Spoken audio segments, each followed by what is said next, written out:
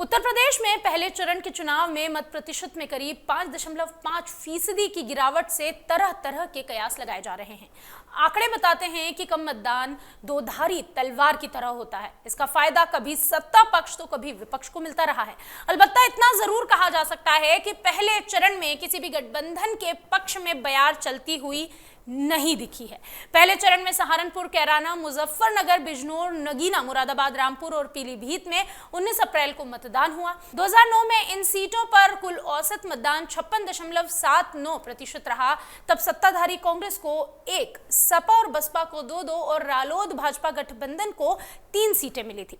2014 में वोटिंग में करीब 10% का उछाल आया। इसका फायदा भाजपा को मिला, वह सभी 8 सीटें जीत गई थी। 2019 में वोटिंग में 0.15% की मामूली गिरावट आई। सपा बसपा गठबंधन ने 5 सीटें जीत ली और सत्ताधारी भाजपा 3 सीटों पर सिमट गई।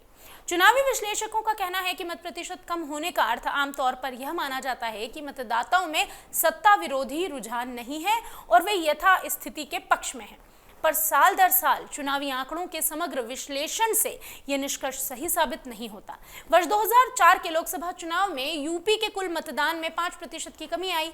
तब राज्य में कुल 48% वोट पड़े थे। इसका नुकसान भाजपा को हुआ। भाजपा 29 सीटों से 10 पर पहुंच गई। 2009 में मत प्रतिशत में गिरावट का फायदा सत्ताधारी कांग्रेस को मिला। कांग्रेस 9 सीटों से 21 पर पहुंच गई।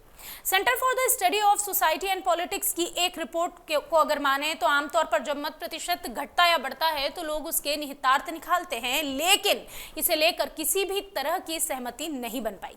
हाँ, इतना जरूर कहा जा सकता है कि जब भी मत प्रतिशत के औसत आंकड़ों में 7% या उससे अधिक का बदलाव होता है तो नतीजे चौंकाने वाले होते हैं। आमतौर पर जब मतदाता बदलाव चाहता है तो जमकर मतदान करता है। कम मतदान का मतलब है यथास्थिति का बरकरार रहना। हालांकि कम मतदान होने से भी बदलाव के उदाहरण हमने कई देखे हैं। अगर आप ये वीडियो YouTube पर देख रहे हैं तो हमारे चैनल को सब्सक्राइब करें और बेल आइकन को दबाना ना भूलें। अगर आप Facebook पर ये वीडियो देख रहे हैं तो हमारे पेज को लाइक करें।